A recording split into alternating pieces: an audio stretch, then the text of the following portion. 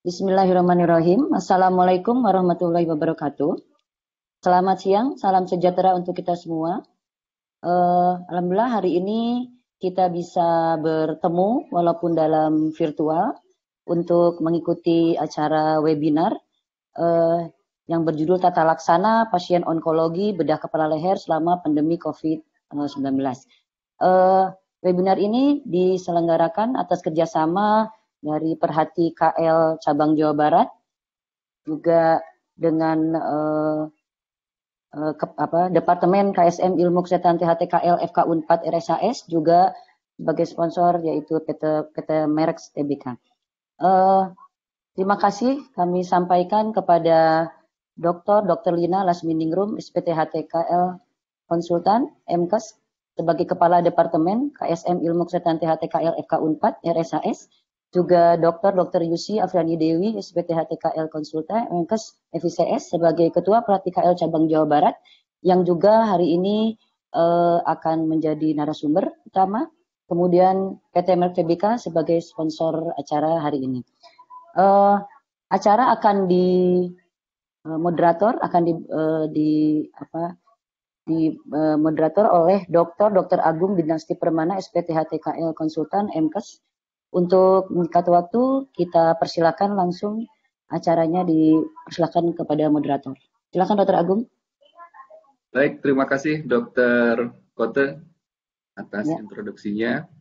Maaf, Dr. Agung, sebentar mungkin untuk audiens, tambahannya nanti kalau ada pertanyaan akan silakan nanti diisi di kolom Q&A. Tapi nanti juga ada Google Form yang diisi oleh seluruh peserta, ada di kolom Pulse dan chat. Itu nanti untuk juga link Google untuk sertifikat ber-SKPD. Maaf, saya tadi lupa. Silakan Dr. Agung, dilanjut. Baik, terima kasih Dr. Kote. Assalamualaikum warahmatullahi wabarakatuh. Ya, salam sejahtera buat kita semua. Semoga kita semua dalam keadaan sehat dan selalu berada dalam lindungannya. Baik, alhamdulillah senang sekali kita semua bisa bergabung dalam sesi webinar pada siang ini. Yang kita tahu sejak musim pandemik ini, kayaknya kita terus berpindah dari satu webinar ke webinar yang lain. Ya, semoga ini juga bisa menjadi tambahan ya buat kita semua, memperluas pengetahuan kita, terutama berkaitan dengan pandemik COVID ini. Dan pada siang ini, seperti tadi disampaikan oleh Dr. Kote, tema besar ya dari webinar kita adalah tata laksana pasien onkologi bedah kepala leher selama masa pandemik COVID-19. Jadi pada siang ini telah hadir 2 orang pembicara ya, yang nanti akan saya kenalkan lebih lanjut. Yang pertama adalah Dr. Yusi Afriani Dewi, MKes, Dr. SPTHTKL Konsultan FICS. Panjang banget gelarnya ya, Dr. Yusi. Apa kabar Dr. Yusi? Ya, sudah hadir di sini dan antara kita. Kemudian, we also already connected to Dr. Faibaf Saxena, directly from India. Right, Dr. Faibaf, how are you? We cannot hear you. Suaranya belum pada. Dr. Yusi juga suaranya. Okay. We cannot hear you. Oh, okay. Hello. Am I audible now? Yes, of course. Yeah, hi, good afternoon, everyone. Good afternoon. It's very nice to have you here with us now. Yeah, thank you so much. Our pleasure. Yeah, it's our pleasure to have you here. And I hope you're doing fine there in India. Yeah, things are starting to improve. Yeah, I am doing fine. Currently working from home, so as a lot of other colleagues of mine as well. Yeah, sure. Because I think you also have a very hard situation there in India. Correct. Right? Yes. Yeah, it's almost the same here with us in Indonesia. And and Dr. I hope that things will improve soon. And we'll get back to normal.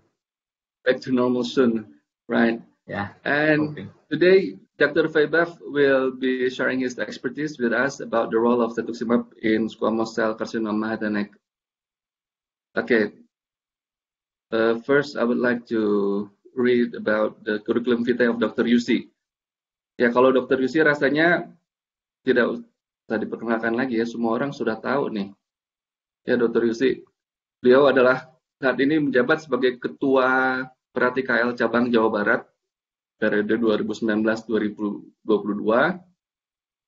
Kemudian juga sebagai Ketua Kodi Onkologi Bedah Kepala Leher Indonesia untuk periode ini. Juga menjabat sebagai Sekretaris PP Perhati KL.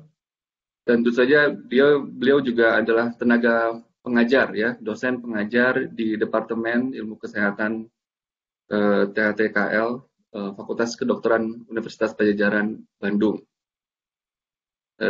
Dan beliau samping posisi-posisi penting tersebut, beliau tentu saja juga sudah banyak kontribusinya dalam bidang kepala dan leher, onkologi bedah kepala leher pada khususnya. Sudah menulis beberapa buku dan menerbitkan beberapa jurnal, baik nasional maupun internasional. Baik, untuk mempersingkat waktu, saya tidak perlu berpanjang lebar, Dr. Yusi akan memberikan lecture mengenai tata laksana kasus-kasus ya onkologi bedah kepala leher berkaitan dengan adanya pandemik COVID-19 ini. Baik, kami persilakan Dr. Yusi, ada waktu 30 menit Dr. Yusi ya. Silakan Dr. Yusi. Ya, terima kasih banyak Dr. Agung, and how are you Dr. Faibav? Your name is so difficult for me to spell. I'm sorry, and I will speak in Bahasa if you don't mind. Sure, thank you. I'm good. I hope you're doing good as well. Ya, oke. Sebagaimana kita ketahui bahwa sebelumnya kita juga pernah mengadakan webinar online ini mengenai tata laksana pasien onkologi bedah kepala leher di masa pandemi sekitar 1,5 bulan yang lalu ya kalau tidak salah, atau 1 bulan yang lalu, dan ternyata rekomendasi tersebut memang sudah harus kita revisi. Jadi ini adalah update untuk tata laksana yang kita sesuaikan dengan kondisi kita sekarang. Beberapa itu mengambil dari beberapa jurnal internasional dan kita kondisikan dan kita sesuaikan dengan keadaan kita karena terdapat perbedaan untuk tata laksana beberapa pasien keganasan kepala leher. Sebagaimana kita ketahui bahwa pasien-pasien yang datang ke kita itu jauh lebih berat, yaitu datang dengan stadium yang sudah lanjut, biasanya stadium 3 dan 4, sehingga kita sesuaikan dengan tata laksana yang terbaru.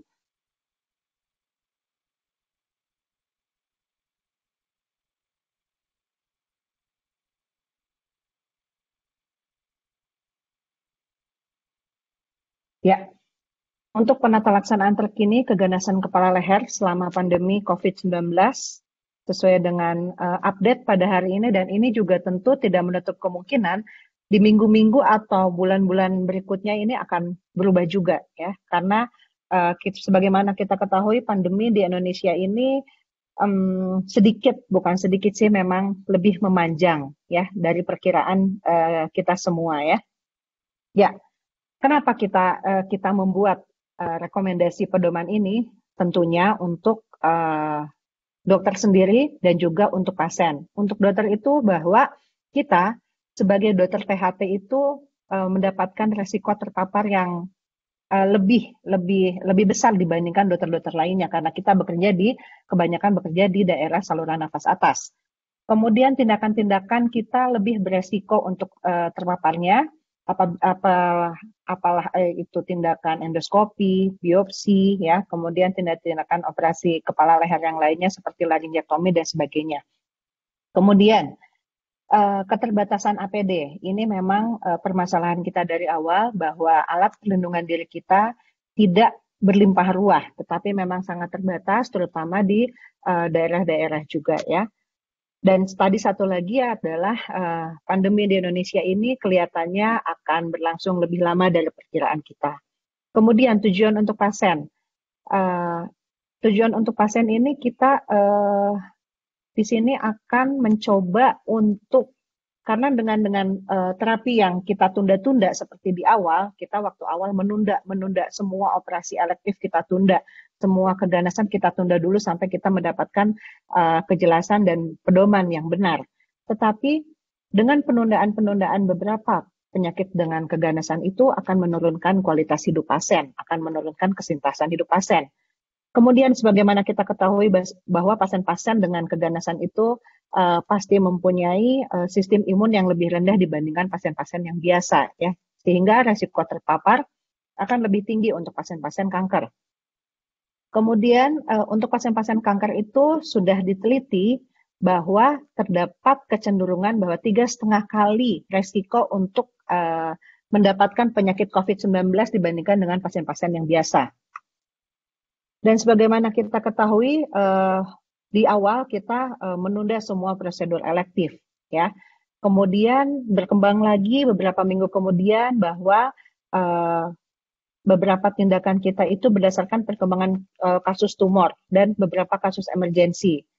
Kemudian terdapat beberapa klasifikasi-klasifikasi yang sudah pernah disampaikan sebelumnya, ya, untuk beberapa kasus dan kapan kita melakukan operasi, tetapi waktu terus berjalan dan pandemi terus berjalan juga.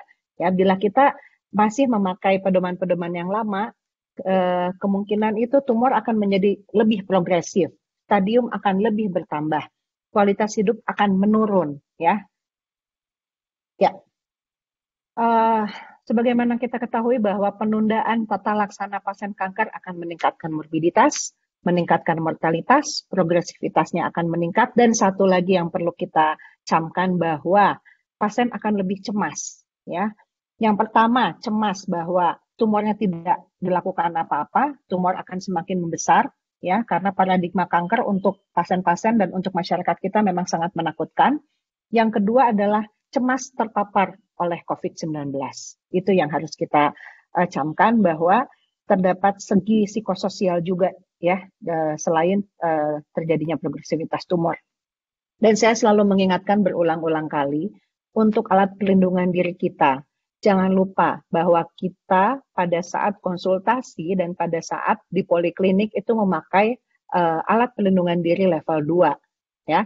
Tetapi bila kita melakukan pemeriksaan pada saluran nafas atas seperti hidung, tenggorokan, rongga mulut, itu ganti dengan level 3. Banyak teman-teman sejawat kita yang langsung memakai level 3 di poliklinik, itu lebih bagus, ya. Kemudian apabila kita akan melakukan tindakan, baik itu tindakan lokal, ya, ataupun tindakan dalam narkose umum, ya, selalu harus memakai level 3. Walaupun kenyataannya di beberapa tempat, bila kita melakukan operasi dengan hasil rapid test pasien yang negatif, kita tidak diberikan alat perlindungan diri yang sesuai dengan ini. Tetapi kita hanya diberikan gaun level 3, level 2 maksudnya, ya. Tetapi alangkah baiknya, ya, alangkah baiknya, karena yang dilakukan pemeriksaan rapid test itu adalah pasien, ya, dan kita tidak yakin apakah tenaga kesehatan di dalam ruangan itu juga OTG atau bukan. Kemudian sebagaimana kita ketahui bahwa tindakan-tindakan saluran nafas itu akan menimbulkan aerosol, ya, dan kita tahu bahwa COVID-19 ini juga akan ditularkan melalui aerosol di daerah sekitarnya, ya. Dan ini adalah tata laksana pasien selama pandemi ini yang kita lakukan revisi, ya. Untuk pasien-pasien rawat jalan yang kita terima di poliklinik, itu selalu kita diwajibkan memakai masker. Pengantar pasien hanya 1 orang. Jarak antar pengunjung itu lebih dari 1 meter, ya. Kemudian batasi kunjungan, biasanya misalkan teman-teman itu praktek dalam 1 hari bisa sampai 30, tolong batasi dulu, ya, kunjungan.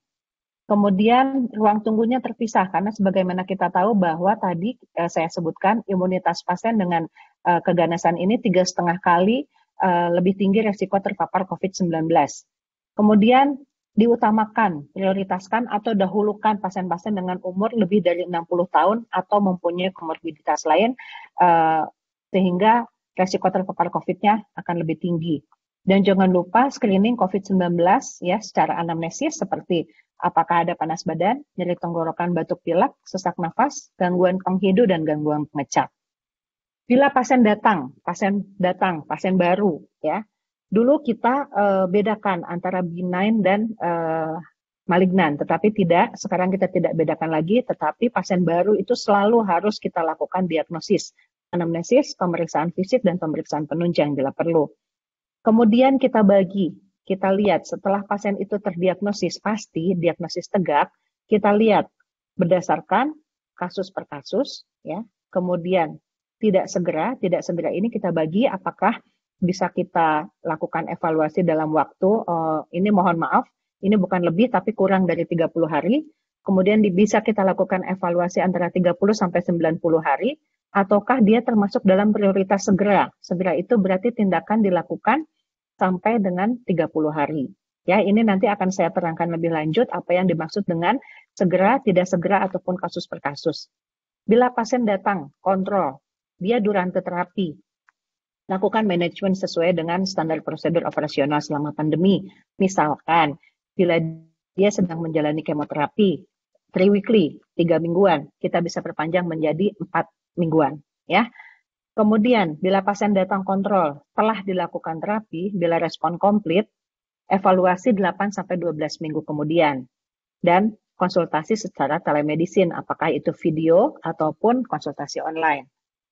Bila pasien itu tidak respon terapinya, tidak no respon ataupun malah terjadi progresivitas dari tumor, maka manajemen sesuai dengan standar prosedur operasional selama pandemi. Bila parsial respon, dilakukan terapi adjuvan. Nanti saya akan jelaskan terapi adjuvannya seperti apa. Ya, tolong diperhatikan ya, tetap di masa-masa ini ada beberapa operasi tetap yang akan kita tunda, ya, akan kita tunda. Dan juga kita harus lihat kedaruratan dari diagnosis pasien tersebut.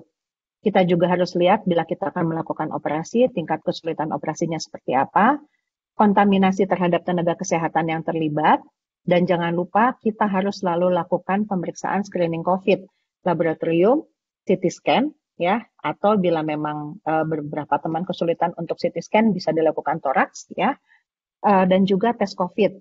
Lebih bagus memang dilakukan PCR, tetapi karena keterbatasan VTM dan beberapa peralatan, ya kita hanya bisa melakukan sampai rapid test. Dilakukan dalam waktu kurang dari 24 jam sebelum operasi. Tetapi sebetulnya lebih bagus dilakukan 48 jam sebelum operasi, ya. Rapid test dilakukan 2 kali, ya, pada 48 jam sebelum operasi dan 24 jam sebelum operasi. Dan selama itu pasien dilakukan isolasi, ya, itu yang lebih bagus. Kemudian lihat situasi lokal, maksudnya lihat situasi dari rumah sakit tempat teman-teman bekerja, apakah memang terdapat ICU dengan jumlah yang cukup, apakah terdapat ruang rawat dengan jumlah yang banyak, ya, dan lain-lainnya. Kemudian prioritas kasus, ini yang akan saya jelaskan ke belakang nanti. Kemudian kita lihat apakah bila pasien tersebut kita lakukan operasi atau radiasi, apakah akan memberikan outcome yang sama atau tidak. Bila memang akan memberikan outcome yang sama, kita tetap lebih memilih dilakukan non-bedah, yaitu radiasi. Nah, ini yang dimaksud dengan prioritas segera. Ini prioritas segera itu tidak boleh ditunggu, ya. Kita lakukan tata laksana dalam waktu kurang dari 30 hari, ya. Ini adalah contoh beberapa keganasan yang harus kita lakukan segera, seperti karsinoma sel squamosa dengan HPV negatif, terutama dengan OSNA, atau karsinoma sel squamosa dengan HPV positif, ya, ataupun dengan komplikasi setelah dilakukannya terapi, kemudian karsinoma sel squamosa yang recurrent. Pada beberapa kasus tiroid juga anaplastik, medulari, ya, kemudian folikuler yang besar, ukurannya lebih dari 4 cm, atau nodul yang berbenjol-benjol. Kemudian karsinoma tiroid papilari yang tumbuh agresif. Kemudian yang tidak bisa kita tunda lagi itu paratiroidektomi dengan fungsi ginjal yang sudah menunjukkan keabnormalan. Keganasan di daerah skull base, karsinoma kelenjar liur, mukoepidermoid high grade, kistik adenoid, sel asinik, adenosea, dan karsinoma kelenjar liur lain yang agresif atau high grade. Kemudian karsinoma kulit, melanoma dengan ketebalan lebih dari 1 mm, karsinoma sel Merkel, KSS stadium lanjut, dan karsinoma sel basal pada area yang penting. Maksudnya area yang penting ini dia berada di mata, atau berada di hidung, atau berada di mulut, gitu ya contohnya. Kemudian prioritas yang lain adalah yang tidak segera. Tidak segera ini tadi kita bagi menjadi 2, yaitu bisa kita lakukan evaluasi lebih dari 30 hari, ya. Dan satu lagi adalah evaluasi pada 30-90 hari. Kasus-kasus yang bisa kita lakukan evaluasi lebih dari 30 hari yaitu karsinoma tiroid papillary low risk tanpa metastasis. Kemudian karsinoma kelenjar liur low grade. Itu kita lakukan evaluasi setelah 30 hari. Dan yang kita lakukan evaluasi setelah 30-90 hari dengan asumsi bahwa kita prediksi kurva akan menurun, kurva COVID-19 akan menurun, yaitu goiter tiroid tanpa kosna, nodul-nodul tiroid, paratiroidektomi dengan fungsi ginjal yang normal, tumor jinak kelenjar liur, karsinoma kulit, ya, melanoma dengan ketebalan kurang sama dengan dari 1 mili, karsinoma sel basalis dengan pertumbuhan lambat, dan KSS dengan low risk. Dan satu lagi adalah case by case. Case by case di sini yang tidak termasuk ke dalam diagnosis beberapa penyakit keganasan yang tadi di depan. Misalkan histologi yang jarang dan tidak progresif. Ya, ini bisa kita diskusikan dengan tim kanker atau dengan kolega-kolega lain, ya, kolega-kolega onkologi lain. Apakah memang perlu dilakukan tata laksana segera ataupun tidak, ataukah bisa kita masukkan ke dalam skala prioritas yang mana. Dan mohon diingat untuk teman-teman bahwa waktu-waktu tersebut itu adalah untuk pasien baru, ya. Bila pasiennya sudah datang, kemudian kita masukkan ke dalam salah satu prioritas, kemudian kita misalkan masukkan ke dalam prioritas 30, lebih dari 30 hari, setelah 30 hari itu sudah harus ada tata laksana lebih lanjut. Ya, bukan ditunda lagi, dan ditunda lagi. Tidak seperti itu, tetapi harus sudah dilakukan tata laksana lebih lanjut. Ini berlaku untuk pasien-pasien baru, ya. Kemudian, screening klinis preoperasi, ya. Kita harus tinjau ulang kasus untuk menentukan prioritas pasien, kemudian diskusikan dengan divisi onkologi bedah kepala leher atau teman-teman kolega setempat, lapor kepada kepala departemen atau SMF untuk menentukan resiko penularan, screening COVID-19, ya, dan preoperasi di bagian anestesi. Ini alurnya, ya.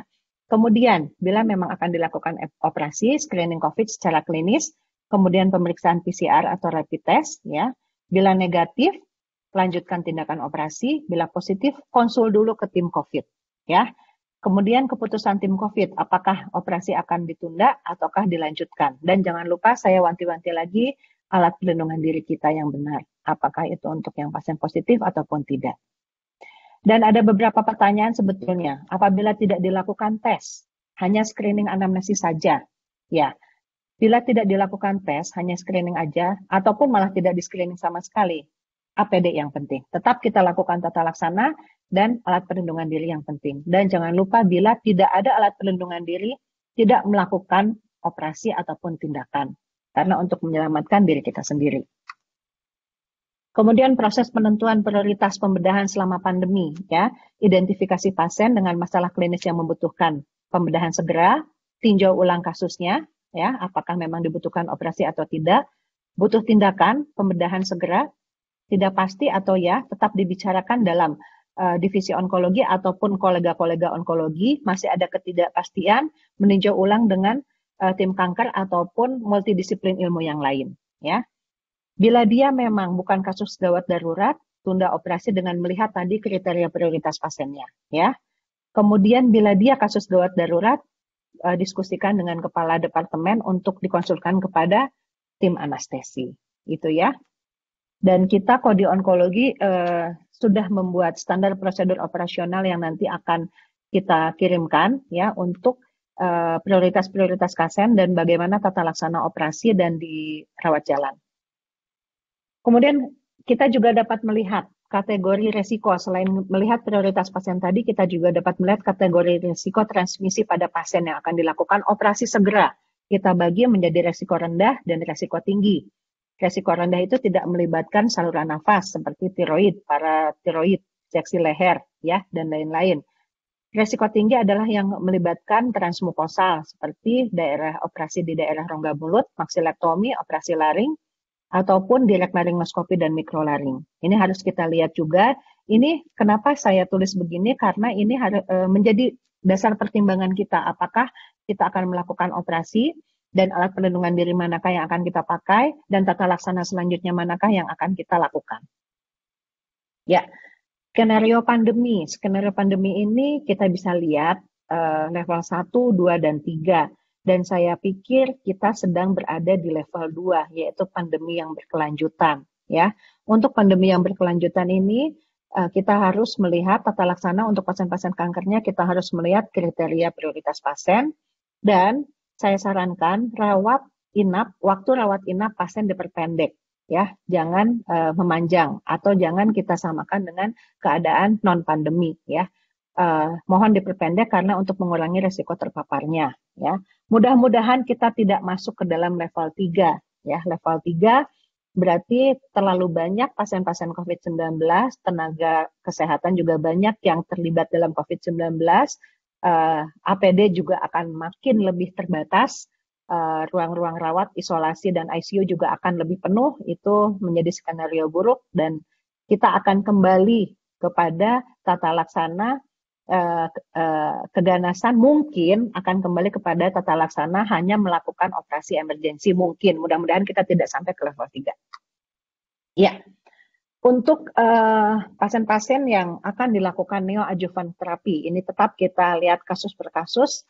Kemudian kita sarankan bahwa kemoterapi dengan ditambah dengan cetuximab itu akan lebih meningkatkan survival dan akan lebih meningkatkan prognosis pasien. Ya, dapat dilakukan pada tumor-tumor primer atau tumor-tumor recurrent. Kemudian untuk terapi kuratif diberikan pada pasien dengan angka harapan hidup yang memang baik, ya. Kemudian dilakukan radioterapi dengan hipofraksi dengan tujuan agar kunjungan pasien ke rumah sakit itu tidak sering, ya, menurun. Kemudian bila kita akan melakukan kemoterapi konkuren, ya, karena berbarengan dengan radioterapi, pilih yang usianya lebih muda, keadaan umum yang baik, tidak ada komorbiditas lain. Pertimbangkan untuk memakai obat-obat kemoterapi yang non-toksik. Ya, misalkan dengan terapi target ini, cetuximab. Kemudian untuk terapi adjuvan ini dapat kita berikan kepada pasien-pasien dengan usia yang lebih tua, pasien-pasien yang mempunyai komorbiditas, dan disarankan untuk memakai obat tunggal. Ya. Kemudian tidak usah dilakukan radioterapi atau tidak disarankan dilakukan radioterapi adjuvan apabila diyakini tidak akan residif untuk tumornya. Kemudian untuk terapi paliatif, tidak usah dilakukan apabila diyakini prognosisnya menjadi buruk. Malah akan menurunkan imunitas pasien dan resiko terpapar COVID lebih tinggi. Dilakukan radioterapi hipofraksi, kemudian kemoterapi paliatif, ya, kita berikan bila tumornya memang progresif. Perpanjang siklus seperti yang saya tadi katakan, dihentikan apabila setelah 2-4 siklus tidak respon. Kemudian direkomendasikan untuk dosis tunggal, single agent. Kemudian ada beberapa pasien dengan stoma permanen, biasanya setelah pasca tindakan laringektomi, merupakan risiko tinggi untuk terpaparnya COVID-19. Ini saya harapkan bahwa teman-teman menghubungi pasien untuk dilakukan edukasi, ya. Kemudian tata laksananya sebetulnya memang ini agak sulit. Ini adalah yang ideal. Memakai HMF virus filter, ya, yang bagi yang memakai voice prothesis, ya. Tetapi sepertinya kita agak sulit untuk mendapatkan virus filter ataupun hands-free valves. Jadi kita harus edukasi untuk merawat stoma dengan baik dan ditutup. Jadi untuk pasien-pasien post-totalenjektomi mohon diingat tidak memakai masker di hidung, tetapi memakai masker di daerah leher, ya. Kemudian tata laksana karsinoma sel squamosa stadium awal untuk daerah-daerah di rongga mulut, orofaring, dan laring. Sudah dilakukan penelitian di masa pandemi ini bahwa pembedahan dibandingkan dengan radioterapi itu mempunyai outcome yang sama. Jadi disarankan tadi adalah melakukan terapi non bedah dulu, ya, untuk stadium awal saja. Kemudian untuk locally advanced carcinoma sel squamosa kepala leher, ini adalah treatment goals pada saat sebelum pandemi, ya. Non pandemi adalah organ preservation untuk menyembuhkan, untuk kontrol lokoregional, memperpanjang survival, kemudian meningkatkan kualitas hidup. Dan ini adalah standar treatment untuk locally advanced yang non-resected, tumor-tumor yang non-resected, ya. Ini jadi memang lebih disarankan memakai kategori 1, ini adalah high dose kemoradiasi, kemudian memakai Erbitux dan radioterapi ataupun memakai ini, tetapi lebih bagus di sini sudah dilakukan penelitian oleh beberapa peneliti, itu lebih bagus memakai cetuximab dan radioterapi. Untuk lokoregional advance ini biasanya pada saat non pandemi kita lakukan standarnya concurrent cisplatin dengan high dose 100 mg per meter square, ya. Untuk paliatif pada saat pandemi ini bisa kita berikan untuk paliatif, ya, per 2 minggu, pertimbangkan menjadi 3 minggu tadi dengan memperpanjang siklus. Pasien yang tidak memenuhi syarat untuk pemberian platinum base pertimbangkan dengan pemberian cetuximab dan radioterapi. Induksi kemoterapi dengan menggunakan doxycycline, cisplatin dan 5-FU itu tidak direkomendasikan karena akan menurunkan sistem imun, ya. Jadi disarankan menggunakan paclitaxel ataupun cisplatin atau karboplatin dan paclitaxel. Kemudian postoperasi kemoterapi itu bisa menggunakan cisplatin, ya, dengan maksimum dosnya adalah 200 mg. Ini untuk tumor-tumor yang mempunyai ekstensi ekstranodal, ya. Ini adalah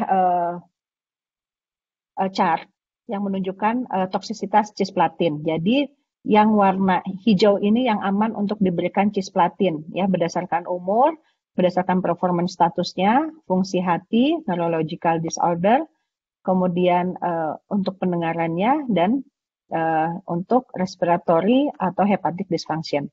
Di sini kandidat-kandidat yang bagus untuk diberikan cisplatin juga di masa pandemi ini, ya. Tetapi untuk yang berwarna kuning dan merah ini kita harus hati-hati. Ya, di sini bahwa cetuximab dan radioterapi memang direkomendasikan untuk locally advanced carcinoma sel squamosa, ya, sudah disetujui oleh NCCN dan ESMO. Ya, komplikasi efek samping untuk pemberian cetuximab ini memang lebih rendah sekali dibandingkan dengan cisplatin yang toksik. Saya juga mendapatkan beberapa pasien itu hanya ada keluhan rash, acne-like rash, ya, biasanya karena reaksi dari infus, jadi seperti reaksi alergi saja, dan itu pun tidak berat. Ya, jadi memang direkomendasikan untuk pemberian cetuximab dengan radioterapi untuk meningkatkan kualitas hidup dan menyebabkan tumor tidak menjadi progresif. Ya, ini adalah untuk goalnya untuk recurrent atau metastatik karsinoma sel squamosa non pandemi. Ini adalah non pandemi, ya, pada saat tidak pandemi. Dan untuk pada saat pandemi ini kita lihat case by case lagi, ya, case by case. Ini kita bisa berikan kemoterapi untuk memperpanjang intervalnya juga, dapat dipertimbangkan untuk menunda pengobatan awal pada kasus-kasus yang recurrent dan metastatik yang asimptomatik, tidak mempunyai gejala lain, ya, dapat ditunda 4-6 minggu tadi dengan harapan kurva mulai menurun. Pertimbangkan tadi umur, komorbiditas, toleransi pengobatan dan jumlah siklus, ya. Apakah akan dilanjutkan atau dihentikan. Ya, kemudian mungkin teman-teman juga sudah mengetahui bahwa pemberian cetuximab ini, Erbitux ini dengan inisial dosnya 400 mg per meter square dengan dilanjutkan dengan 250 mg per meter square. Ya, saya ingatkan lagi bahwa penata laksanaan pasien-pasien onko ini sangat penting berdasarkan judgement kita sendiri, berdasarkan pertimbangan kita sendiri, ya.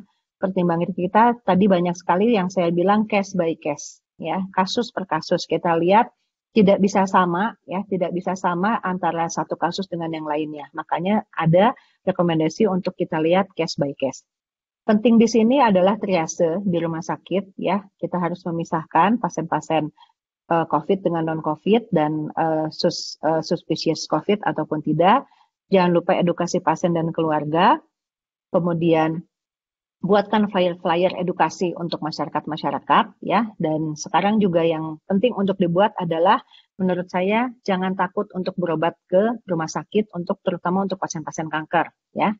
Kemudian gunakan telemedicine ya untuk follow up pasien-pasien yang tidak membutuhkan datang untuk ke rumah sakit. Dan jangan lupa tadi untuk alat perlindungan diri yang direkomendasikan. Dan satu lagi adalah tolong bekerja sebagai tim. Jangan bekerja sendiri ya, apalagi di masa pandemi ini. Apa gunanya bekerja sebagai tim? Misalkan kita operasi bekerja sebagai tim, waktu operasi akan lebih cepat, lebih pendek ya, sehingga resiko terpapar juga akan minimal gitu.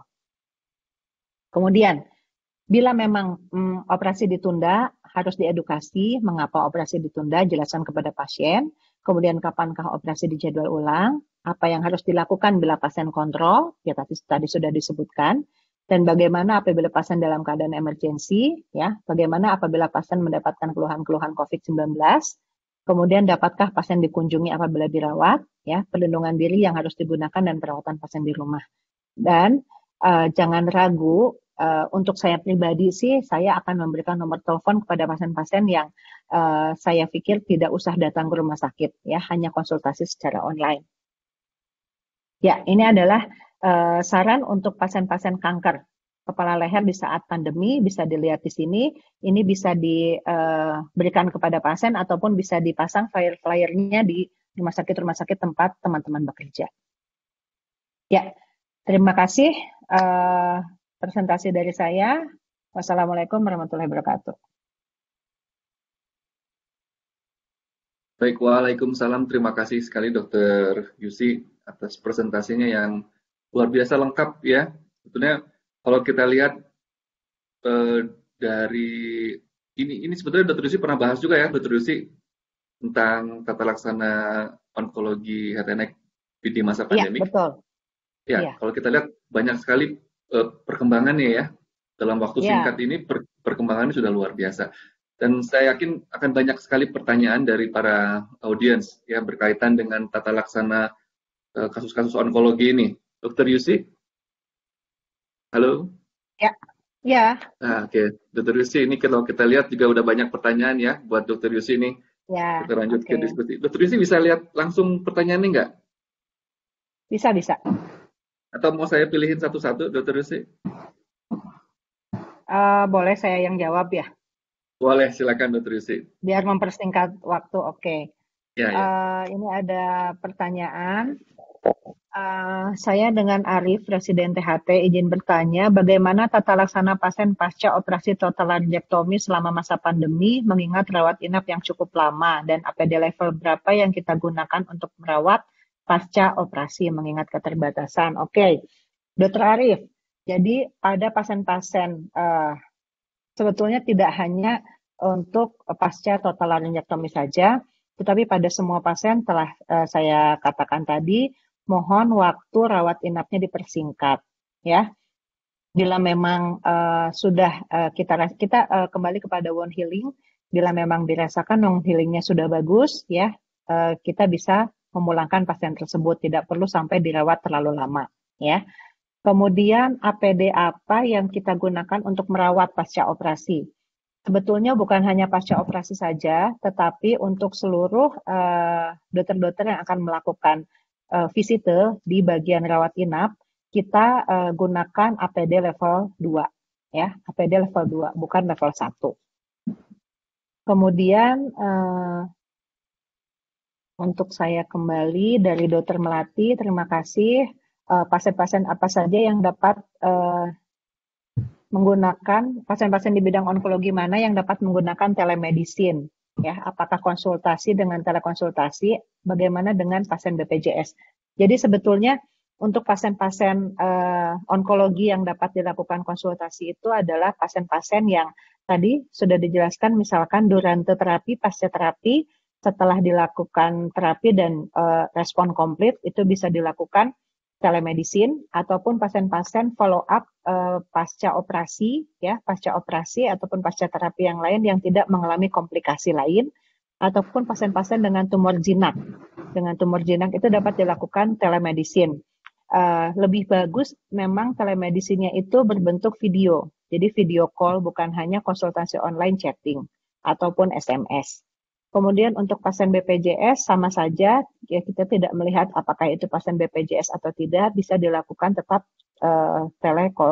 telemedicine, ya.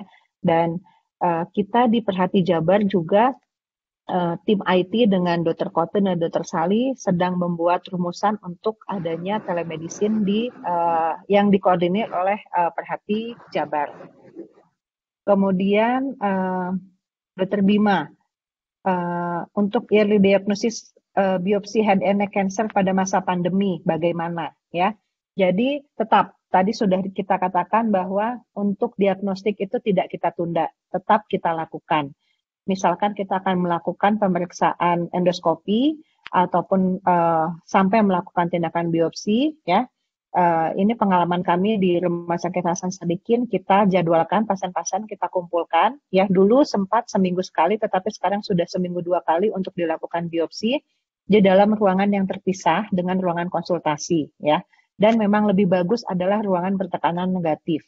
Tetapi sebagaimana kita ketahui bahwa ruangan bertekanan negatif itu sangat sulit untuk didapatkan, apalagi di poliklinik, maka kita dapat menggunakan ruangan biasa yang terpisah, ya, yang agak jauh dengan ruangan konsultasi dan tidak memakai sistem AC. AC dimatikan, ya.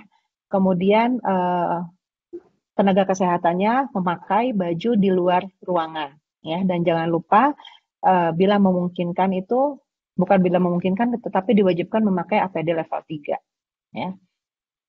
Untuk masalah standar prosedur operasional atau rekomendasi, kita dari Kodi Onkologi juga sudah sedang dalam proses membuat beberapa SOP, tindakan-tindakan baik itu lokal maupun dalam narkose umum ataupun perawatan-perawatan lain di masa pandemi ini.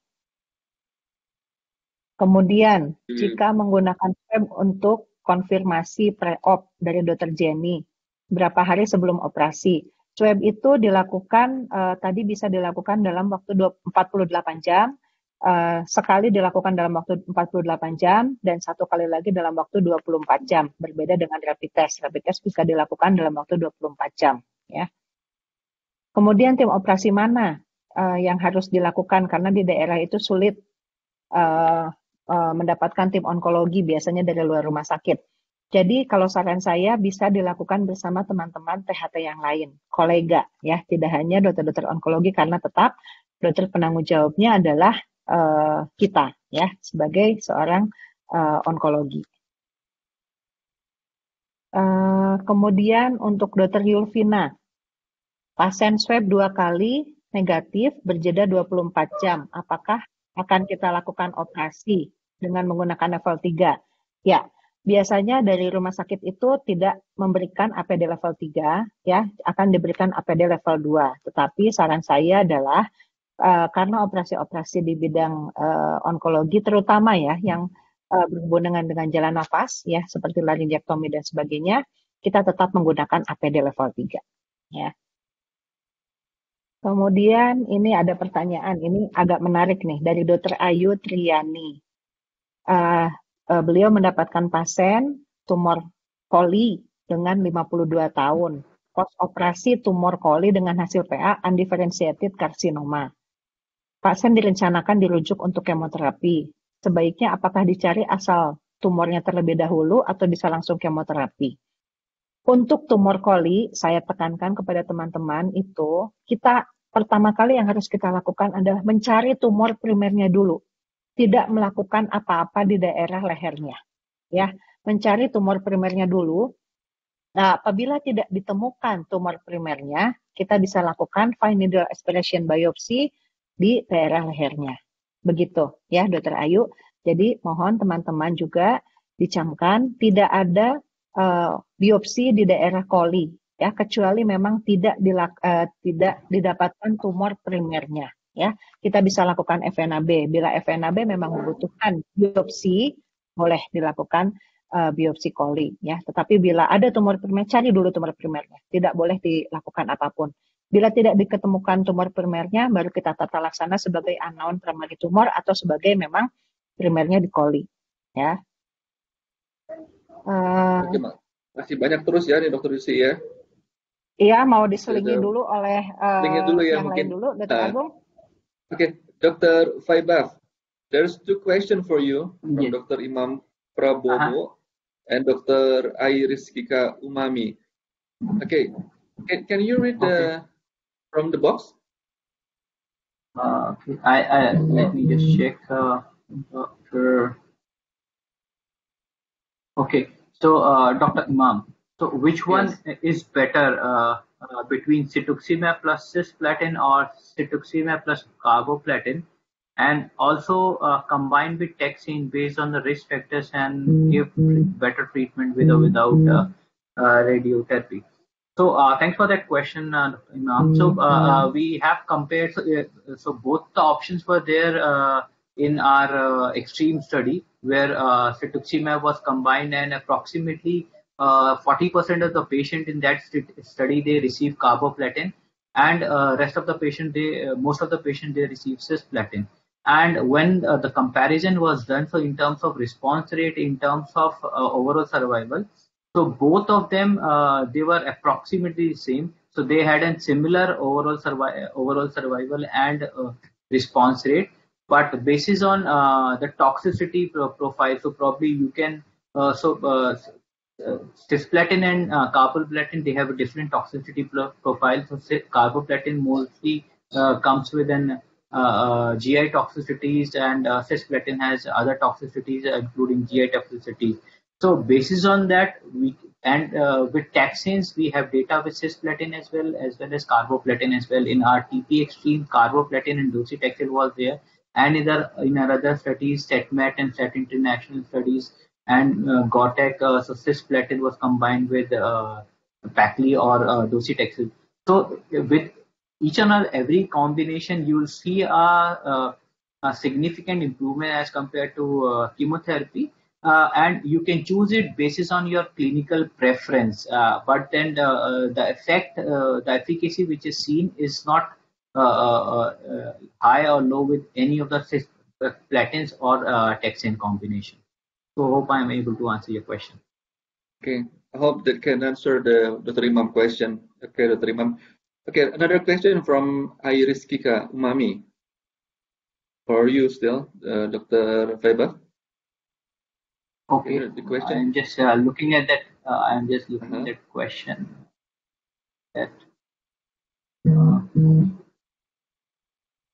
What is that question?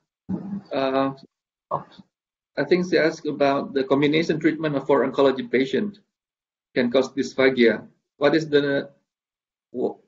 the next patient suffer malnutrition? Does chemotherapy can continue as usual?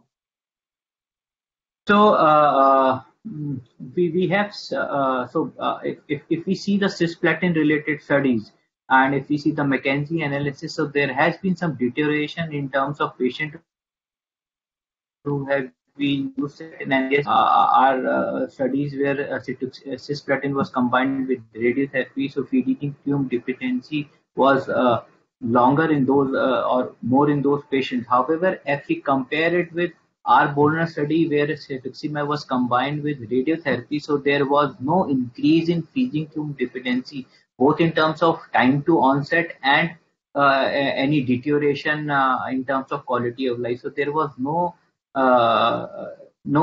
increase in that, and it was similar as compared to radiotherapy. But if patients suffer malnutrition, that chemotherapy can continue. That will factors and the response which patients are getting. So if the patients are not able to continue, then probably we can switch to other options, probably from cisplatin, carboplatin. We can switch into other options, or we can discontinue those options so as to improve the quality of life of those subsets of patients. Yeah, I think I agree with you, Dr. Faibaf. Yeah. Another option will be good for the patient with the condition. Okay, I think we can proceed to. There's still many questions for Dr. Yusri, especially. Is it for Dr. me? Yusri? No, still for Dr. Yusri. We will proceed to Dr. Yusri, okay? Dr. Yusri. Sure, thank you. Okay, thank you. Dr. Yusri, ya kita sambung lagi. Dr. Yusri masih banyak banget pertanyaannya nih. Memang, tapi kita masih punya banyak waktu nih. Ada 20 menit lagi ya untuk menjawab pertanyaan. Jadi supaya pada puas nih, Dr. Yusri, silakan. Ya, oke. Oke, saya ini lagi ya. Apakah kemoterapi tidak menambah efek imunosupresi pada pasien kanker? Dan apakah tidak berbahaya bila diberikan pada pandemi ini? Memang betul sekali ya. Jadi kemoterapi itu memang menurunkan sistem imun ya. Tetapi bila memang itu yang dipilih dan harus dilakukan kemoterapi, itu harus dilakukan ya. Tapi kita bisa mengantisipasinya ya. Untuk pasien-pasien khusus kemoterapi itu kita berikan jalur khusus. Maksudnya jalur khusus di sini adalah pintu masuk dan pintu keluar itu khusus ya. Kemudian diusahakan tidak melakukan rawat inap pada pasien kemoterapi karena biasanya beberapa obat juga bisa dilakukan dengan rawat jalan ya. Jadi itu yang bisa kita lakukan. Dan satu lagi tadi siklusnya bisa kita perpanjang dari 2 mingguan menjadi 3 mingguan, dari 3 mingguan menjadi 4 mingguan ya untuk menurunkan angka kedatangan pasien ke rumah sakit ya. Kemudian untuk kemo iradiasi di Hasan Sadikin apakah berjalan seperti biasa dan ada pembatasan atau pengurangan? Yang saya ketahui untuk kemo iradiasi di Hasan Sadikin itu berjalan seperti biasa ya. Tidak ada pembatasan ataupun pengurangan. Tetapi memang ada kebijakan dari radioterapi untuk pasien-pasien baru itu mereka ada skala prioritasnya juga ya, skala prioritas yang mana yang harus didahulukan dan yang mana yang bisa bukan ditunda tapi jadwalnya tidak sesegera mungkin kalau tidak salah begitu ya. Tapi tidak ada pengurangan atau pembatasan. Kemudian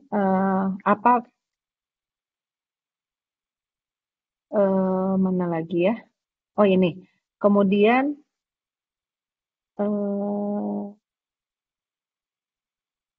untuk pasien pas operasi tumor sinonasal dengan hasil karsinoma yang operasi sebelum terjadi pandemi, apakah perlu pemeriksaan COVID dahulu sebelum kemoradiasi? Untuk pasien-pasien yang akan dilakukan kemoradiasi, ya kita cukup melakukan screening COVID saja melalui anamnesis. Tidak usah dilakukan tes COVID untuk terlebih dahulu, ya kecuali memang bila kita mendapatkan kecurigaan atau pasiennya memang terpapar oleh pasien-pasien terkonfirmasi COVID. Itu. Kemudian pertanyaannya untuk kemoterapi konkuren pilihan yang digunakan cisplatin only, platinum base only maksudnya ya, bukan cisplatin only. Jadi bisa carboplatin ataupun cisplatin ya. Atau cetuximab only atau bisa kombinasi. Itu bisa dikombinasikan. Karena yang kita ketahui juga untuk targeted terapi dengan cetuximab ini efek sampingnya relatif tadi dibicarakan sangat rendah ya, sangat rendah. Jadi untuk gejala-gejala simptomatis kepada pasiennya juga tidak akan memperberat bila ditambahkan dengan platinum base. Untuk kemoterapi adjuvan karboplatin dan paclitaxel itu memang bisa rawat jalan, ya tidak usah dirawat, bisa rawat jalan. Biasanya yang dirawat itu bila kita menggunakan 5FO karena kita berikan dalam waktu 4-5 hari ya. Kemudian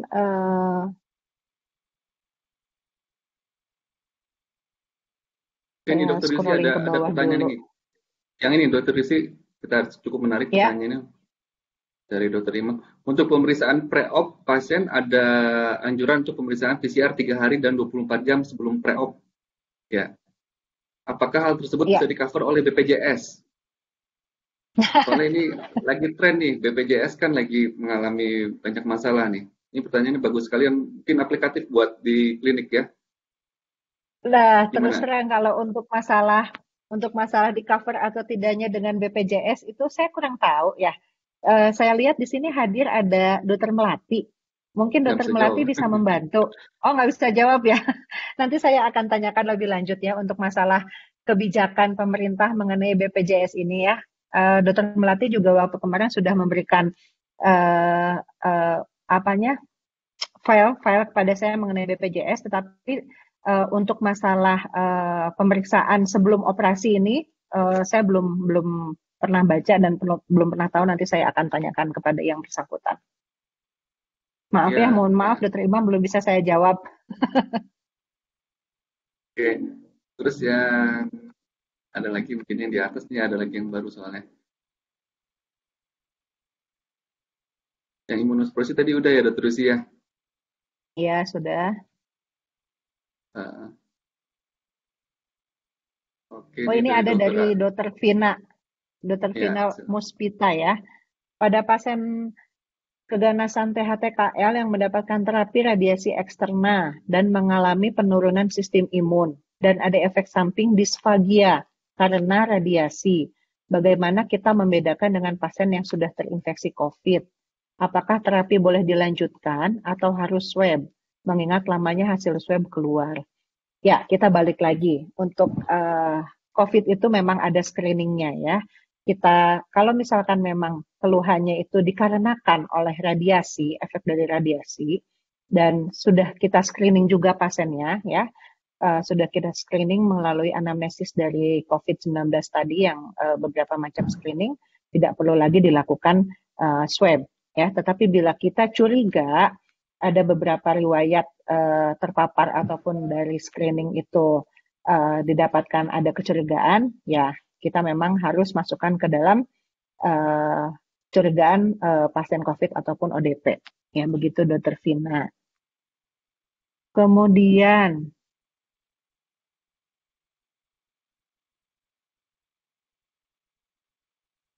Oke, sambil menunggu itu, I have a question for Dr. Feba. Yes. Yes. Okay. Is there any special consideration for giving or adding cetuximab in our treatment for the patient during this pandemic? No. So there have been no guidelines which have been evaluated during this pandemic situation related to cetuximab treatment.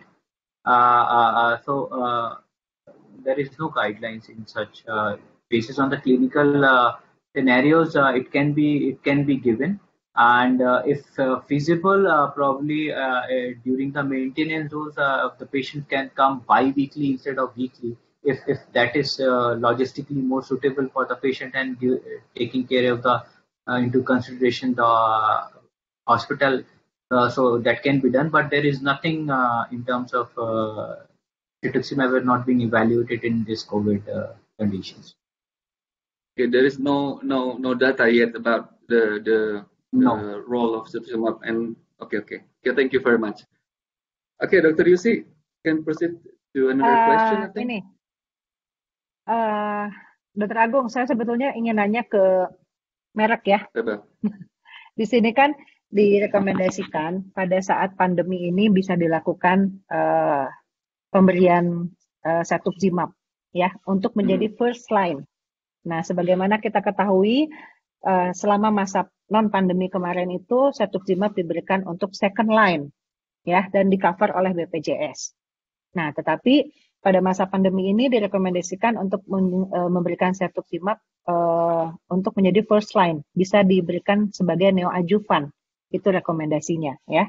Neoadjuvan bersama cisplatin ataupun cetuximab sendiri gitu. Apakah ini di-cover oleh BPJS atau tidak? Ataukah pasiennya harus membayar sendiri atau tidak? Mungkin dari pihak merek bisa memberikan jawaban. We'll answer that question, I think. Rebef cannot answer that question, I think. Kayaknya nggak bisa karena ngomong BPJS. Bu Lilis. Yeah. No, Dr. Faibaf, because Dr. Yusi asking about our national insurance. Yeah, related to the cetuximab for the patient with the national insurance covering. I think Ibu Lilis can answer that question. The question is not for you, I think. Oke, Bu Lilis, silakan. Ya, Dok. Terima kasih, Dok. Pertanyaannya memang untuk treatment cetuximab ini untuk head and neck cancer ini memang sesuai dengan yang sudah di cover sekarang itu di second line ya dok ya. Jadi memang kita masih menyesuaikan dengan kebijakan dari pemerintah atau dari BPJS gitu. Nah ini yang dipresentasikan oleh FIBAP memang studi-studi yang memang kita disampaikan adalah sebetulnya direkomendasikan oleh guideline sebagai terapi lini pertama seperti itu sih dok. Tapi untuk coveran dari BPJS-nya sendiri memang masih sesuai dengan peraturan yang ada sampai saat ini masih di second line seperti itu dok. Terima kasih. Ya, terima kasih Bu Lilis. Mudah-mudahan bisa menjawab ya Dokter Yusi. Ini ada lagi pertanyaan nih. Nggak bisa ya? Nggak bisa. Ya. Iya, sendiri dok. Baik, ya tadi kan Dokter karena Yusi.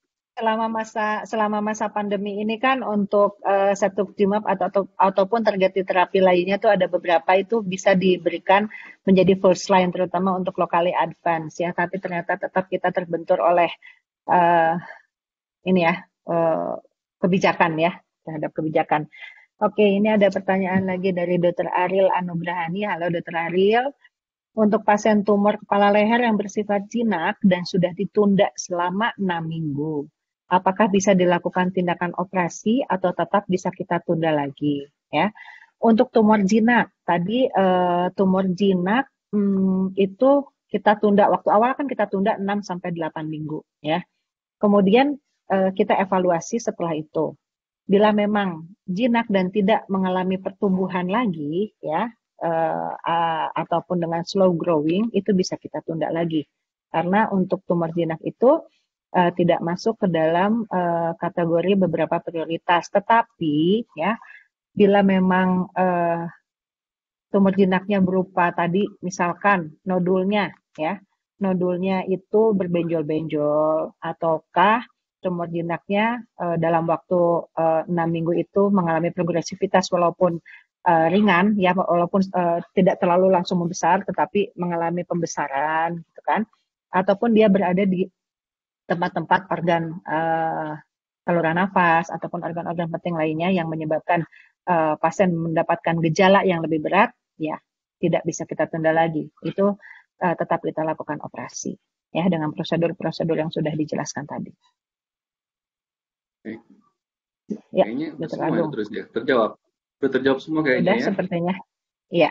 Iya, jadi ya mudah-mudahan buat para hadirin, para audiens yang sudah menyempatkan waktunya bergabung pada webinar kita kali ini, kita mendapatkan ya tambahan pengetahuan ya.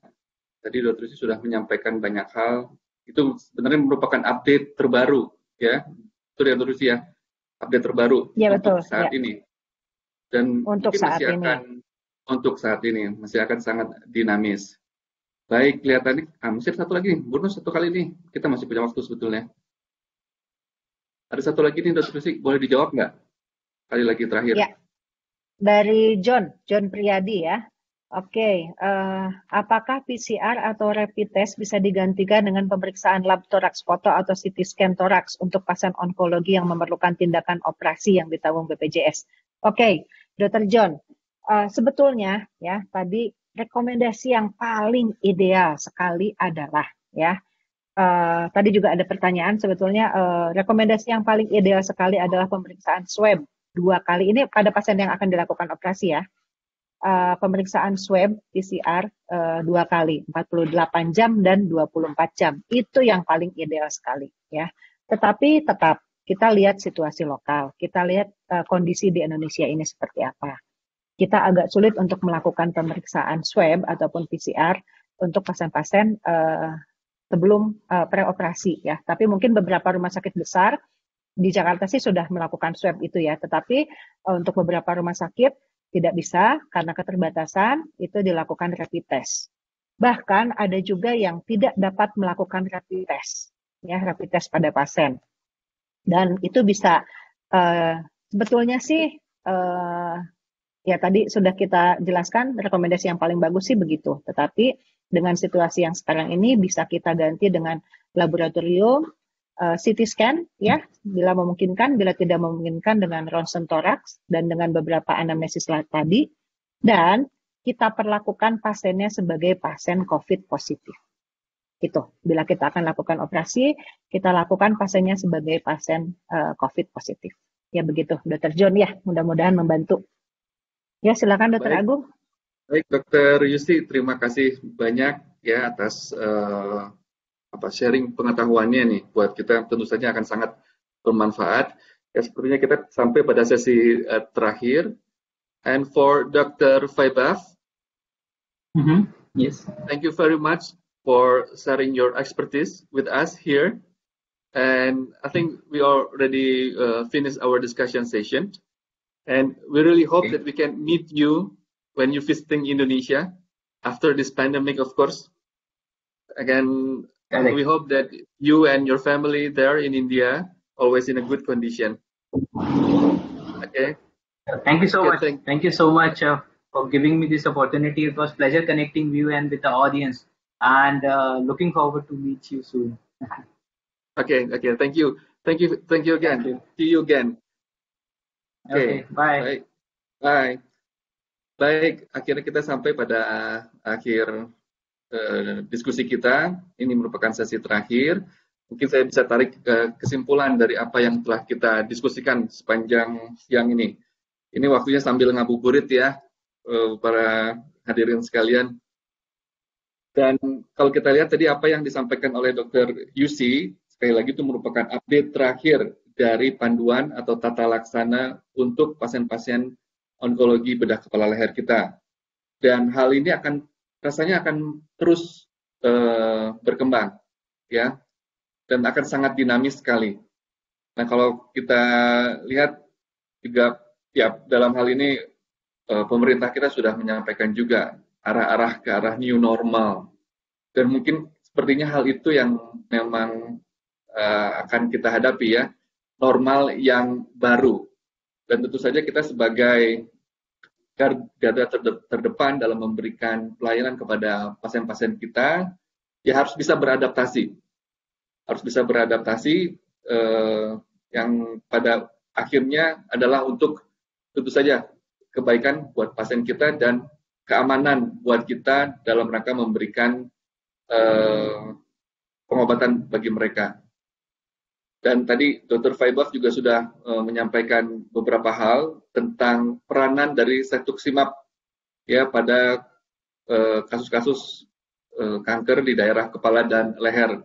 Tadi sudah disampaikan banyak data mengenai terutama pada survival rate-nya yang ternyata berbeda secara signifikan antara kasus-kasus yang diberikan tambahan cetuximab dibandingkan dengan yang tidak. Juga pada kasus-kasus yang recurrent atau metastasis. Ini juga memberikan hasil yang sangat signifikan dalam mengurangi ya atau meningkatkan kualitas hidup dari pasien. Baik, mungkin itu saja yang bisa kami sampaikan kepada para audiens sekalian. Dan untuk itu, selanjutnya akan kami kembalikan kepada pembawa acara, Dr. Kote. Terima kasih. Assalamualaikum warahmatullahi wabarakatuh. Silakan Dr. Kote. Waalaikumsalam warahmatullahi wabarakatuh. Alhamdulillah. Thank you. Alhamdulillah, hari ini kita walaupun belum sampai dengan waktunya jam 3 yang direncanakan, tapi alhamdulillah kita sudah melaksanakan webinar Perhati KL Jabar bekerjasama dengan Disponsori Potombo dan juga Departemen THTKL FK Unpad RSHS mengenai tata laksana pasien onkologi bedah kepala leher selama pandemi COVID-19. Semoga apa yang informasi hari ini yang sudah disampaikan dari kedua narasumber yang hebat-hebat ini dapat bermanfaat dalam pelayanan pasien-pasien onkologi bedah kepala leher di tempatnya masing-masing, tempat tugas kita masing-masing. Dan semoga kita semua diberikan kekuatan dan kesehatan untuk melewati masa pandemi COVID-19 ini. Terima kasih untuk seluruh peserta yang sudah bergabung. Sampai jumpa di webinar Perhati KL Cabang Jawa Barat mendatang. Terima kasih. Wassalamualaikum warahmatullahi wabarakatuh.